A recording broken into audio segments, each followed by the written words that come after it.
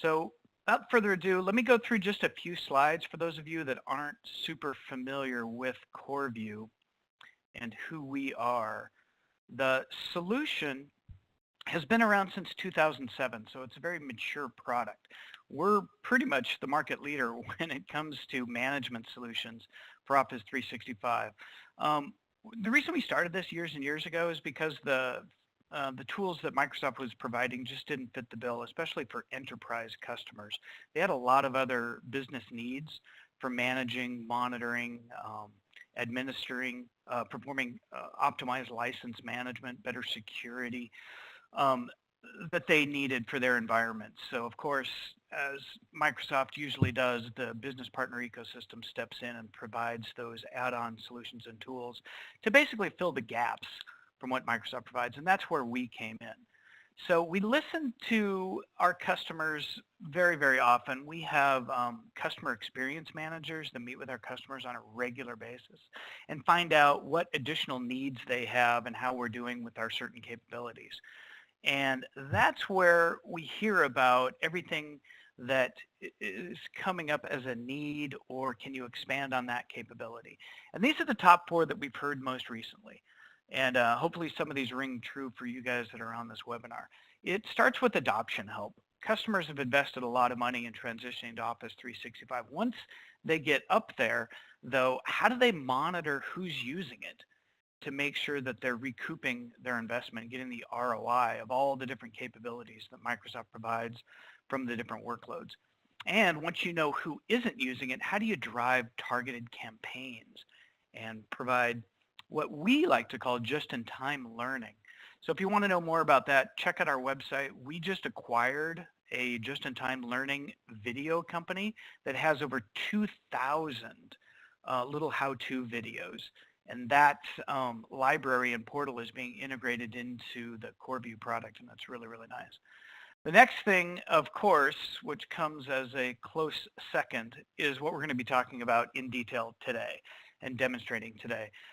Organizations, when they move to Office 365, they pretty much guess how many licenses they're going to need. And after they've been up there for maybe 6 months, a year, it's time to really do a better look of how many licenses you're really using so that you can right size that and adjust it. And if you are oversubscribed by 100, 1,000, we've seen customers that are oversubscribed by 5,000 accounts. How do you rationalize that and bring those accounts back in so that you can right size your environment? Also, how do you rectify inactive accounts? People that have left the company, whether they were consultants or contractors or summer interns, you're paying for those licenses even though they're not being used anymore. So how do you quickly identify those accounts that are pretty much inactive, and then reharvest those licenses so that you can apply them to new users so you don't have to buy additional licenses from Microsoft? So everything around that story is what we're going to be discussing in more detail today, and Matt is going to demonstrate. Couple other hot items that we've heard from customers, if these ring true, we have lots of information on this. Being able to distribute and delegate admin rights securely out to remote IT, the help desk, and other line of business folks that want to support their environment of users. Without our solution, what customers have been forced to do is provide global admin rights out to these remote IT folks. And that's very dangerous because then they have access to update and modify anything in the tenant. And that opens up a whole can of worms when it comes to security issues. So which is a good lead in for the next thing, security. How do you improve the monitoring and management for security compliance of what's going on in your environment?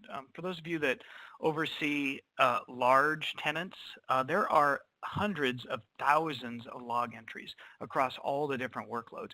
How do you keep track of the needles in those haystacks to find out if there is a security issue that's happening in the background? Well, you need a watchdog solution that keeps track of that stuff in real time, and that's what we do.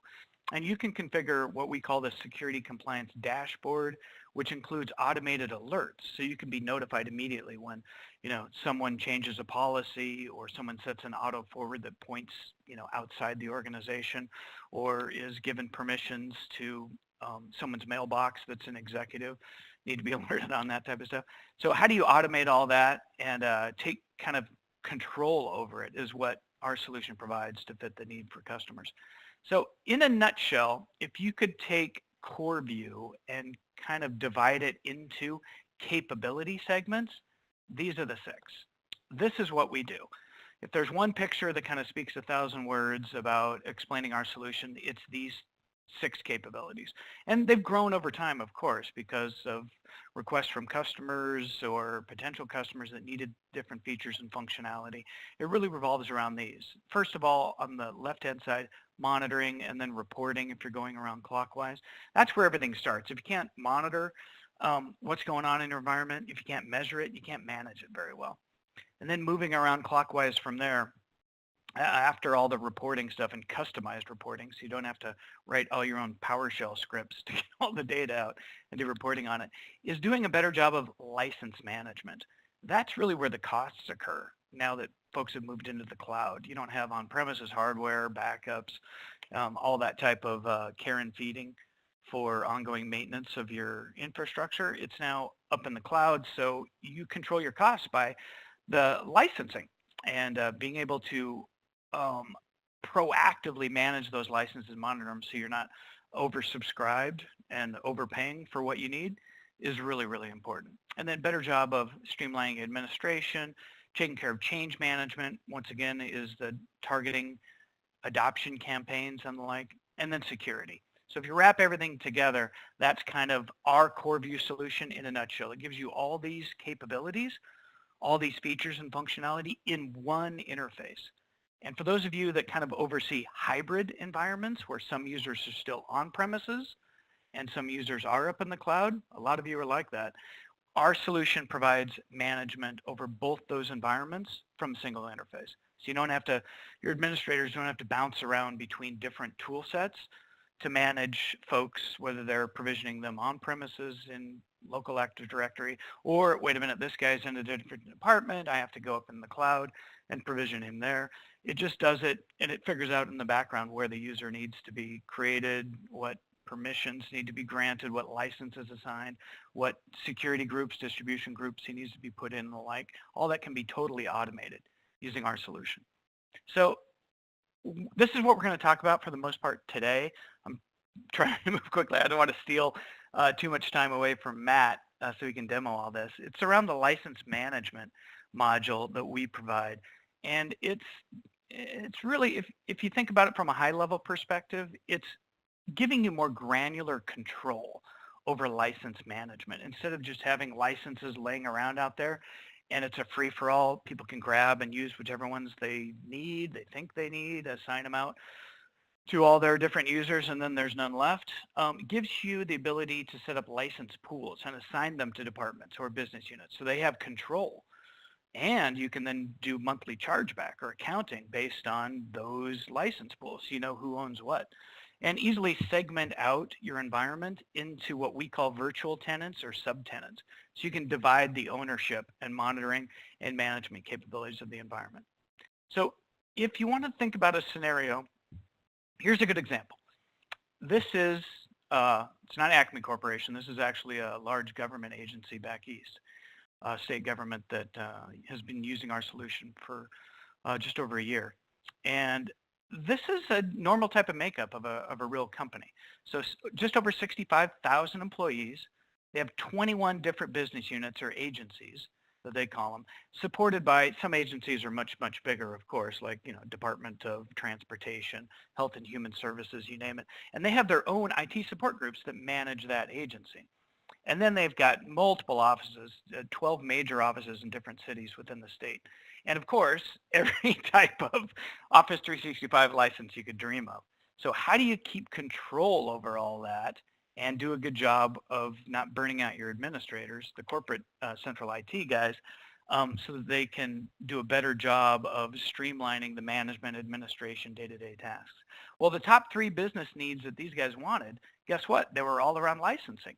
They wanted to have the tenant divided basically along the lines of their different agencies, and then assign license pools so each agency had ownership and control over their segment of licenses.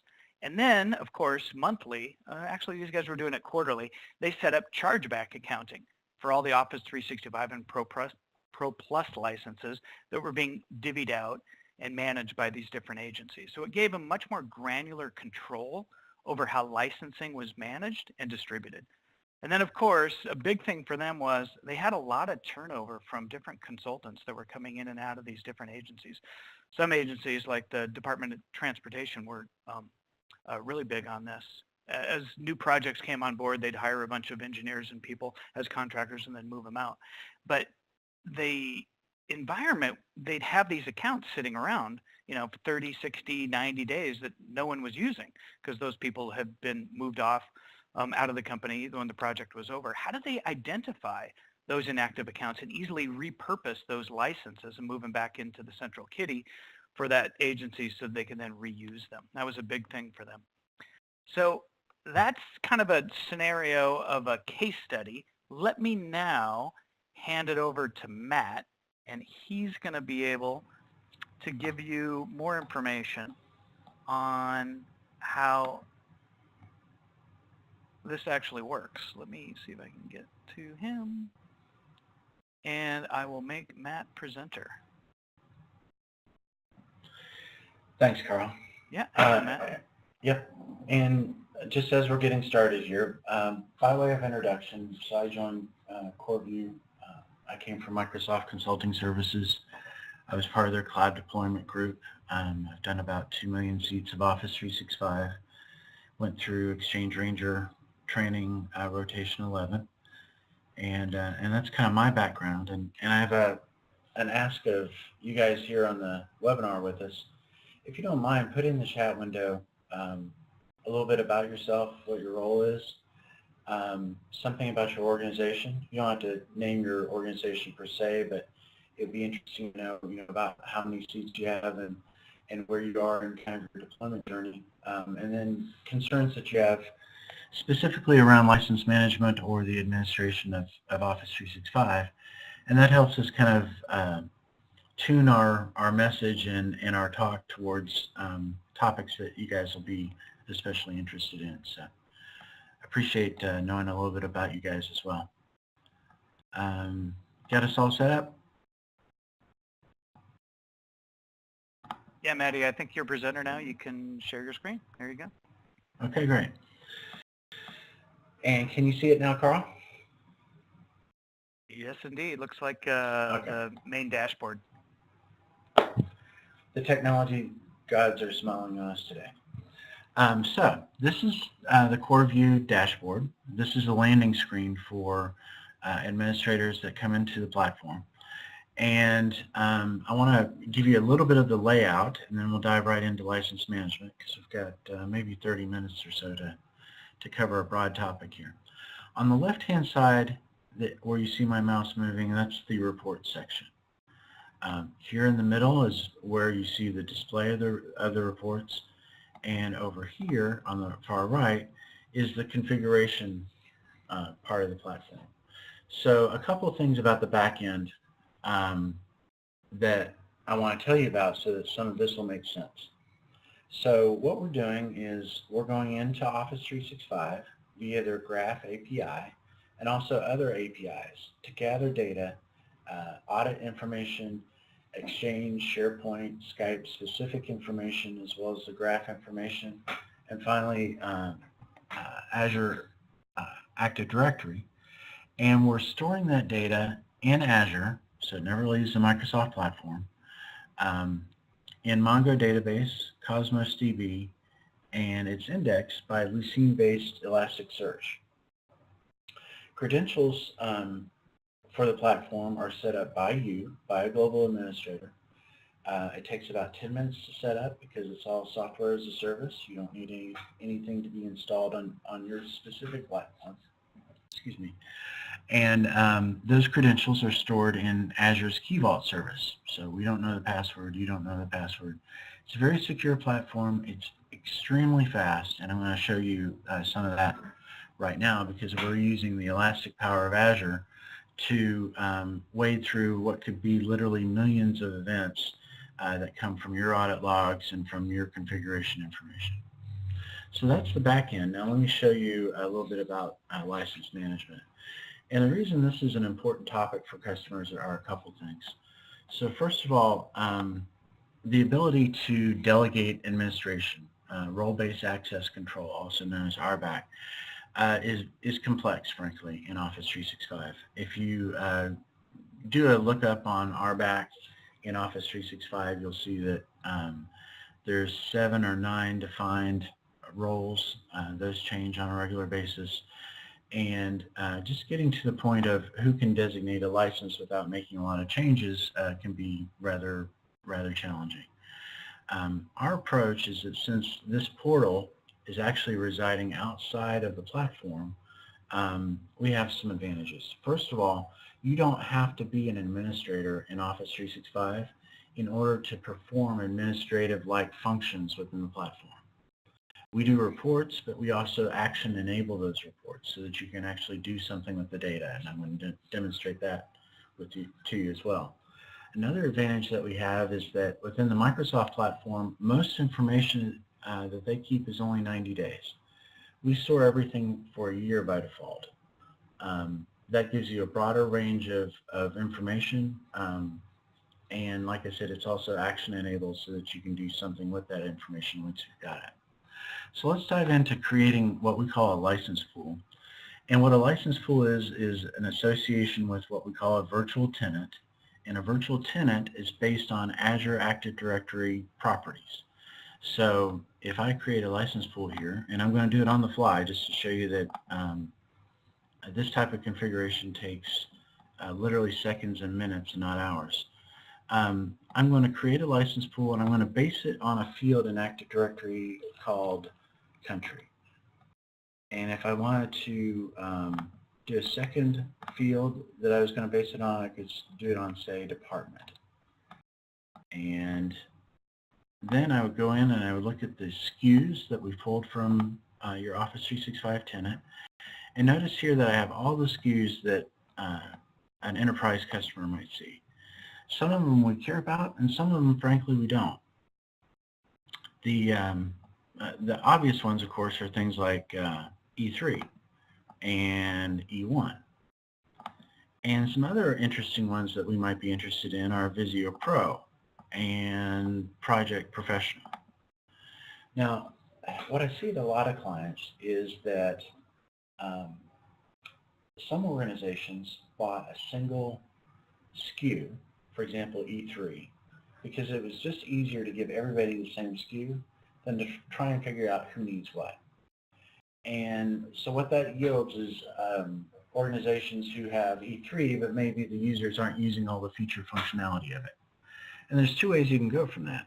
You can either try to optimize them and get them the exact SKU that would be the most cost efficient, or we can drive an adoption campaign that says there's obvious benefits to the additional capabilities in E3 over E1 or E5 over E3. Let's drive an adoption campaign and train those users on that feature functionality and introduce that into the organization. Whichever path you take, there's, in my experience, a lot of optimization that can be done within the organization as far as management of those primary SKUs. The other thing that we see a lot is that specific SKUs like Visio and Project Professional here often are purchased by a department, for example, IT. Maybe IT bought Visio Pro, and somebody in engineering also needed Visio. And because a licensed administrator in Office 365 can give a license to anybody within the organization, we have what we call sniping. The engineering department snipes a SKU from IT, and then the next IT guy comes on board, and the manager says, well, I know I bought 25 licenses, but now there's none available, and where did it go? So that's another scenario.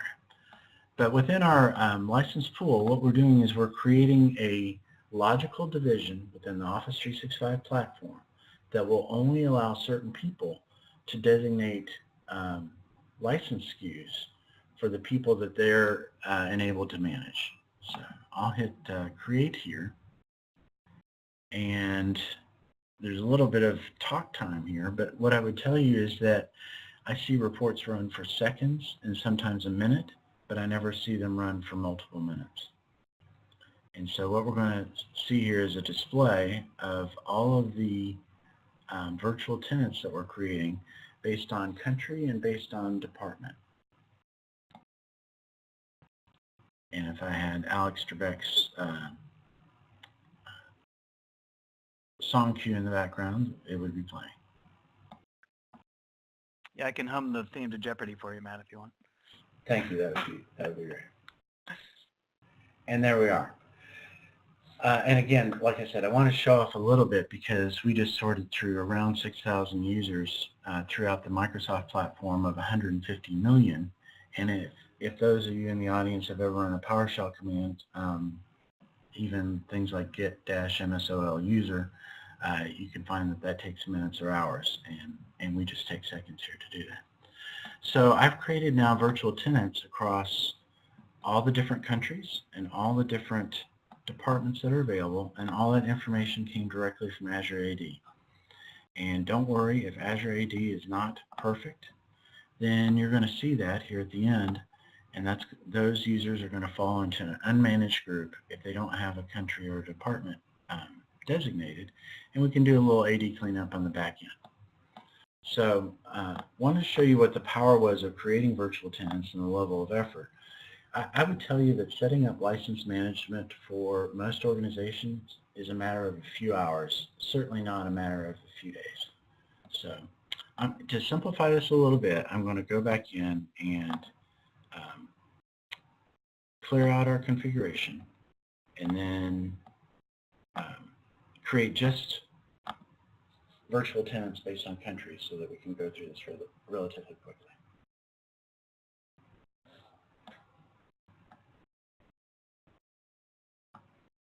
Okay, that's clear. And now I'll do a configure.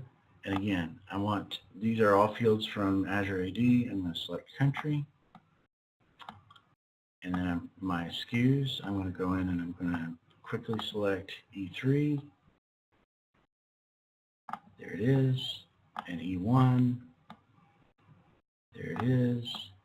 And I think Visio. There we go. Now I'm going to save it. We're going to generate that list again.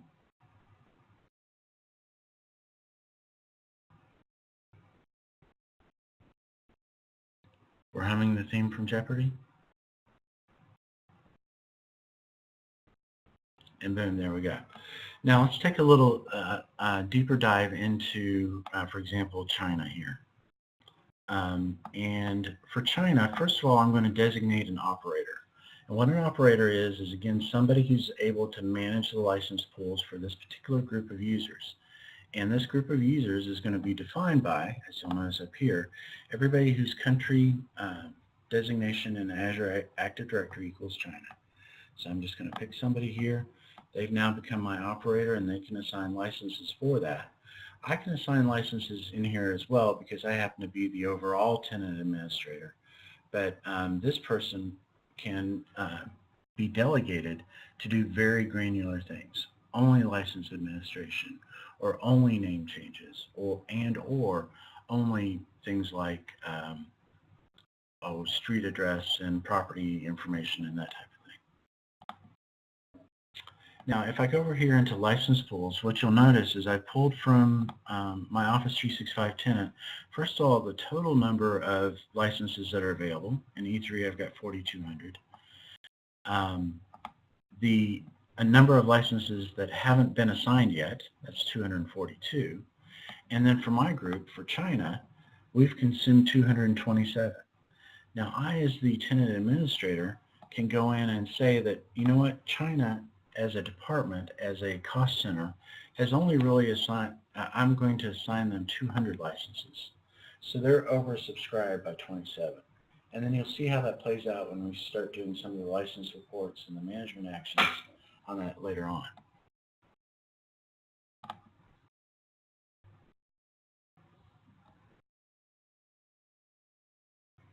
Okay, that's configured now. We're kind of done with the setup, if you will, of the basic license pools, although we'll do a little bit more with actual cost accounting here in just a minute. But you can see that the configuration of virtual tenants and license pools only takes a couple minutes. Now let's go over into license reports and see what we have wrought.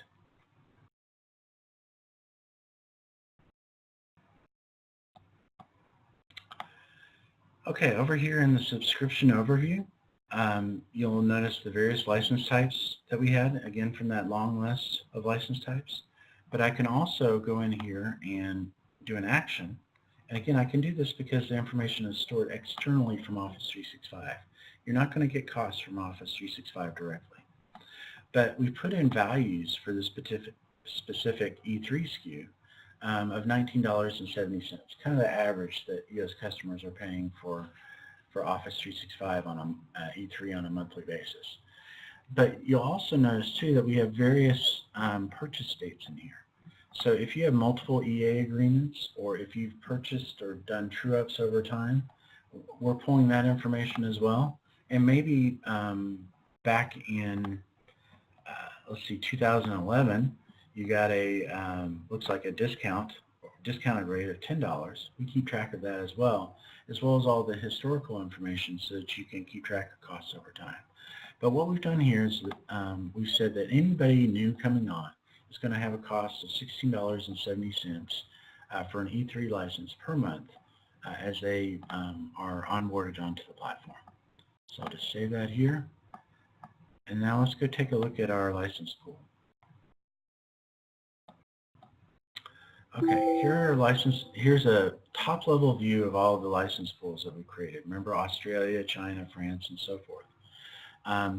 And you can see how many have been assigned, how many have been consumed, and how many are available for every SKU that's available to the platform. Notice the red section here. This tells me at a quick glance that China is oversubscribed. But you know what? When I go to send this information out to my department leads, to my department heads, it's very easy to export it to Excel. Or I can even schedule the report to run on a weekly or monthly basis. But I know as soon as I send them a report saying, "Ha, you're oversubscribed, you bought 200 and you've consumed 227, they're going to ask me for details. One click of the button on that linked number 227 there, and I'm very quickly going to find out exactly who in China has been assigned an Office 365 license successfully, and they've been able to go in and access that information. So I can also send this information out, and I can schedule it. I can run it, say, on a weekly, monthly basis.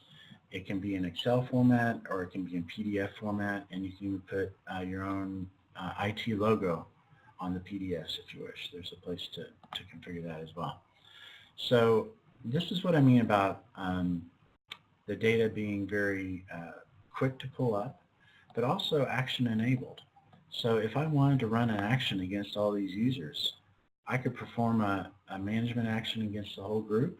I could manage licenses for them, and I could do other things for them as well. We do a little bit of a drill down on a specific user to give you some more information here.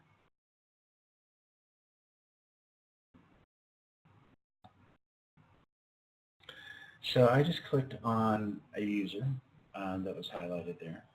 And this is a great view for, I think, for help desk people, as well as IT administrators who are trying to get a quick overview of what a user's configuration is and what they've been utilizing. So what you see here is across the top, all these services in green, Exchange, OneDrive, Skype. These are all active services that they've been using while they've been on the platform. It also shows you what their license SKUs are, what they've been assigned. And if I wanted to perform an action and even back out of some of the features of an extended SKU like E3, E3 obviously is comprised of a number of services which are listed here. What a lot of our customers will do is as they're deploying Office 365 and they're maturing in the deployment model, maybe they launched email and Skype and OneDrive to start, but maybe they're not quite ready for Flow. So I could disable Flow. And again, not just for this user, but for a group of users in the country China or in the department accounting. I can do it by group or I can do it individually. Maybe we're not ready for Teams yet, but we better be soon because Skype is transitioning to Teams. Or maybe we're not doing Sway. Anyway, what I can do is, from a services perspective, as we're deploying things, I can enable those individual services within the overall SKU as we're doing our deployment. Another really interesting thing here is you'll see specific information for Exchange and OneDrive and Skype for Business. I don't want to go into that too much because we're focused on license management here, but I want to let you know that's available. Let's go over and see, now that we know that we have 227 users, and indeed they have been granted an E3 license, so we've gotten the detail, kind of like our phone bill. You get the overall cost on the front page of the phone bill, and then back in the day, you used to get a charge for each one of the long-distance phone calls you made. Guess I'm showing a little bit of gray hair there. But I also want to show you service usage. So now that we know who in China has these licenses, we'd also like to know if they're actively using the service. And what I can do here is pull this up here on our screen, is get a broad view of the overall active usage for each user and what that associated cost is, whether they're active or not.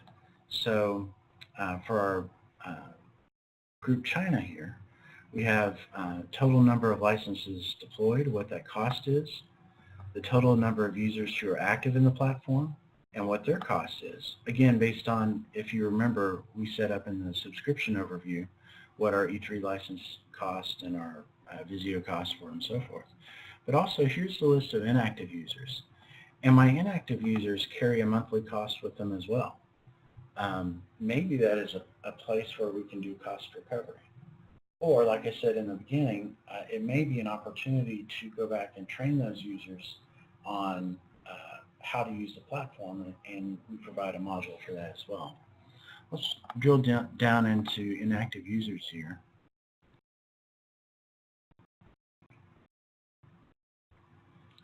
And Carl, I'm just doing a time check. I'm planning on going for another 10 minutes. Are we good on that? Oh yeah, you're great. Go ahead, Matt. Okay. So what here's my list of 45 inactive users for the platform. Now, notice that some of them have used Exchange and OneDrive, but this user has never used SharePoint. Is that a license SKU opportunity? Maybe or maybe not, but we've got the data here that will allow you to determine that. Have they activated Office? Remember, Office is part of E3. This says that they haven't. So if they're not leveraging Office Pro Plus, that's part of the E3 SKU, maybe, and I've seen this with a lot of larger organizations, maybe they got Office as a part of their initial PC purchase, and they're using it, they're using Office on premises. So maybe for these users, an E1 is more appropriate than an E3. But anyway, what we can see here in the active usage report is a list of potential users who have never used the platform. And if I want to filter this information, I don't necessarily have to go out into Excel, although I can. I can go right here in the platform, and I can select within the last N number of days, show me if this user has been active within the past 180 days. And now I'm going to get a list of all the users who have been inactive for at least 180 days. And that gives me a pretty good idea that these people may not, and of course I'd want to replicate that to OneDrive and SharePoint and so forth. These people may be eligible. If we've got to get down to our, if you recall, our 200 license limit. Do they need to purchase 227? Or maybe, this says 13, maybe they really only need 215 licenses. And the difference is around $200 to $240 per license per year, so it can be fairly significant. Another thing that I saw with customers is when they used a migration product, I should not name the name. If they used a migration product to onboard Office 365, that license product required that shared mailboxes be licensed with an E1 or an E3 license in order to migrate. You probably know that E1 license is only required for a shared mailbox if it's over 50 gig. So we can run reports like that as well and see if you have a mailbox type of shared, a license type of E1, and email mailbox size less than 50 gigabytes, that shared mailbox doesn't need a license. And I'll tell you that a 10,000 seat organization had 1,300 of them.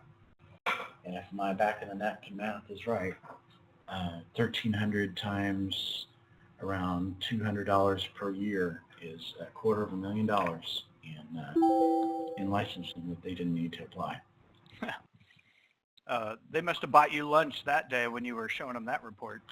It was a big eye opener, and that's a report that you only want to show to one people, not in a large group, because you want to make sure that somebody isn't getting embarrassed. Yeah, just to kind of tag on to that, and I should have waited till the Q&A, but I guess it kind of prompts it. For those of you on the call, there's a new offering that we have called an assessment report, which we can run in just a day and get you all the information about your licensing, possible security issues. And the cool thing about the report is it rates and provides you a grade as to your management maturity for Office 365 compared with other organizations around the world of similar size. So because CoreView is such a mature product, we have over 3.5 million seats that we monitor, hundreds and hundreds of customers around the globe. So we have all that information, so it allows us to build a bell curve where we know, who's more optimized in their license management. Of course, those are the guys that get an A. But if you're curious about where you fit in that model, it'd be possible for us in just a day or two to run that report for you guys and see how you stack up against other companies around the world for their management, efficiency, effectiveness for Office 365. So if you're interested in that, contact your sales rep from CoreView, and we'll get you set up for that assessment report. Sorry for the commercial outreach there, Matt. No, that's a great point, guys. To flip to the end of the book, ask for a trial of this. It doesn't cost anything. We gather the data. Like I said, it takes 10 to 15 minutes to set up. It takes a day or so to gather the data. Then we've got the 90 days that Microsoft is stored and plus the additional information. And then we can go through in your actual environment and show you various use cases where this is actually real for your individual users. Just real quick, because I'm running a little bit short of time here. What I've done is I've drilled down into one of those inactive users. Remember the red and the green buttons across the top showing whether or not they've used the service. The last thing that I would do before I actually looked at removing a user from the platform, and this is so hard for Central IT because in an organization that has 1,000 users or 2,000 or 10,000 or 50,000 users, we can't really know, even if you're sitting near the person, exactly what their usage is and whether this account should be active. And we have this audit tab here. Now I'm gonna play a little trick because we don't fabricate audit data within our demo tenant, and I'm actually going to switch over to our real Office 365 CoreView tenant, and I'm going to show you what some of that audit information looks like. And here you can see under my user ID within the CoreView tenant all the actions that I've taken within the platform, every single one. It's broken down by workload, so I would search, for example, Azure Active Directory. This person didn't show up as being active in SharePoint or Exchange or OneDrive or Teams or anything else, but I'm going to go see at least if they're using Azure AD to log into platforms. And sure enough, in my case, you can see all the Azure Active Directory activity, what objects that I accessed, and if I'm looking at things like SharePoint and so on, I can even see actual files that I accessed within SharePoint. So here you can see items that I drilled into.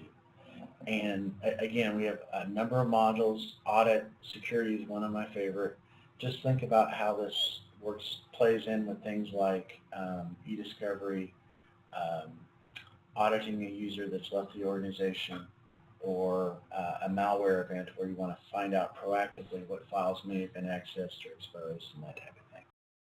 So great drill down in order to find out and optimize active users, summarizing costs. I want to show you that real quick, and creating virtual tenants so that your administrators can only do items within the purview of the virtual tenant that they've been assigned.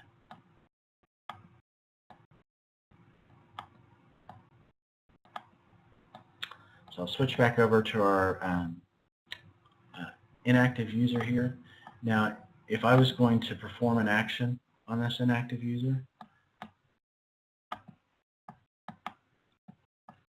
notice that I can't assign, I can do anything with their licenses. You know, I can remove their license, I can add a new license to them, but what I'm not able to do, because in China we're oversubscribed by 27, is apply an E3 license to this particular user. That's grayed out and that's blocked for me because of the actions that we took earlier. Okay, the last thing that I want to show you in the time that we have allotted is cost information. So here we have a great view into the costs that we've assigned for the organization. I've seen places add administrative costs. So if your license cost is $20 per user per month for E3, maybe you also have a management cost of $5 per user. Some organizations don't do chargeback, but everyone wants to know what licenses cost. Everyone also wants to know if licenses have been optimized, and I think we've shown you that. And I think we've shown you how to create these reports quickly, all within one pane and not having to leave the platform without having to give global administrative rights to everybody who's got to do accounting for the license management within Office 365. So that kind of concludes this brief demo today. Like I said, I'd love to do this within your own organization and help you find optimizations, help you find configuration issues, and even deep dive into security events. So with that, Carl? Yeah, Matt, I'm going to let you leave your screen share up just for now. Depending on some of the questions that come in for the Q&A, you might want to jump to that area and show that report or show that capability. So go ahead and leave your screen up there for now, okay? Sure thing. So the first question that came in early is about, and I've never heard this term before, Matt, hopefully you have. It's called overlapping licenses. Is there a way to identify those? I think it's something like people that have licenses that are, you know, do the same capabilities so they don't need both, I guess. Right. Microsoft has changed its SKUs over time, and new ones have come on board, old ones have been depreciated, and what used to be called one thing has some feature functionality added and is now called something else. And what we've seen for some organizations is, for example, E4 was very popular. What E4 was E3, which is the basic SKU of Exchange, SharePoint, and Skype, and Office Plus. Plus, with E4, if you had something like Cisco Unity or Unified Messaging, then you needed an E4 license in order to be able to connect that on-premises voicemail platform. Well, of course, Microsoft extended Skype out to have PSTN and virtual switchboard capability, and they invented the E5 SKU. E4 was discontinued, but it wasn't necessarily removed from those users who had it. So we've seen, and if you had E4, you had the option of going down to E3, or you could go to E3 plus a minor SKU, or up to E5. So we've seen in overlapping SKUs where a user would have E3 and E4 applied to them, and of course they're getting charged for both, and that can be $300 or so per user per year. So we can easily run a report for you. It's called License by User, and show you every SKU that's applied on a per user basis, and filter down for that information. So if you go to the next one, I'll just pull it up on the screen, and people will hear what I'm talking about. Thanks, Matt. The next one is interesting. It's about scalability. Is there any limit on the scalability for CoreView for very large organizations running in a single tenant? And I know that you've spent a little bit of time in Southern California recently working at a very large government organization down there, which is quite big. Do you want to talk about any other large implementations that we have? Yeah, that was a couple of state governments in the Northeast, and a very large and sunny county/city in Southern California. Both of those organizations were over 50,000 seats. I would say on the small end that usually at 1,000 to 1,500, you start running into a lot of administrative issues and security issues that we can really help with. But I'm also working on a government contract right now that's going to be 2 million seats. And like I told you guys on the background, on kind of the introduction, because of the scalability and elasticity of Azure, we're able to scale out very, very quickly. When I run this against 6,000 users in the demo tenant, it's within a population of 3 million users. And you saw that none of those reports took more than a couple seconds. So unlike PowerShell, you will not be waiting for hours and or days to get information back. Thanks, Matt. Great question. Next question is about exporting some of this information. So you can do graphing and charting on it in Excel. How do you export any of these custom reports? Bada bing, bada boom. You push. I learned a new term. This the 3 lines in the upper right here, where you see the blue circle, is called a hamburger menu. You push on the hamburger menu. You click on Export to Excel, and it's going to pop up here and open an Excel window. That's how fast it is to export the data to Excel. From there, you could do custom PowerShell scripts, but I would also tell you, as kind of a teaser for another module, is that we run PowerShell within the platform, and we scope it to exactly the permissions that you've been given to run. So if, for example, I do a get-user in PowerShell, as a global admin, I see all 6,000 users. If I run get-user within CoreView, and I've only been delegated to China, I would only see my 300 or so users.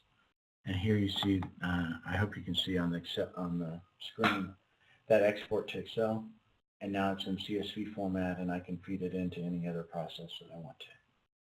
And you can also then just grab that data from that spreadsheet tab and put it into another spreadsheet template that already has graphs and charts and pivot tables built? Absolutely. Cool. It's just a CSV file at that point. Yeah, no, we're going to have to, that's a really good question. Thanks for the person that entered that one. We're going to have to put that into one of our future demos. I think that would be pretty cool looking, Matt. Amen. I saw another question come in too. Let me read it directly from the chat window. Is there a way to import the customer pricing sheets for the license pool data, like purchase date, price, renewal date, for multiple contracts, provide licenses to the same tenant? So for multiple, contracts that the customer has through different resellers or VARs? Mm-hmm. So I'll give you the consultant answer. It depends. I don't have a button to show you an import from a CSV for that particular function.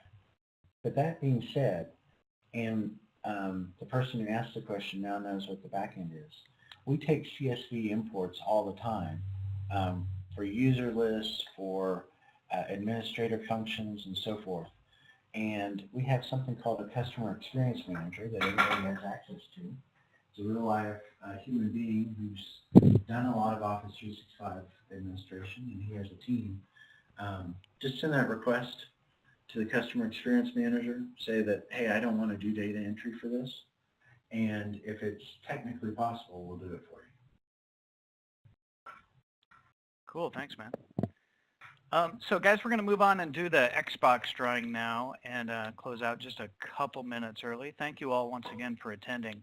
And if you're interested in finding out more about a trial from us for 60 days, 30 days, or if you're interested in that assessment report, which kind of shows you a rating, grade report of how you stack up against other organizations around the world, how efficient they are at managing their environment, we can create that for you. So let me spin all the names that we have here of the attendees in the list, and it's Daniel. Daniel, you only logged in with your first name for the webinar, so if you could put in your full contact information in the chat bar window, and we will contact you to get the shipping address to send over your Xbox One. So Daniel, you are the lucky winner for the webinar this month. Everybody else, thank you for attending, and I will email out a link to the recording of this session if you want to watch it again or share it with a colleague. And thanks everybody for joining. Yeah, thanks everyone. Appreciate it. Thanks, Matt. Great job on the demo.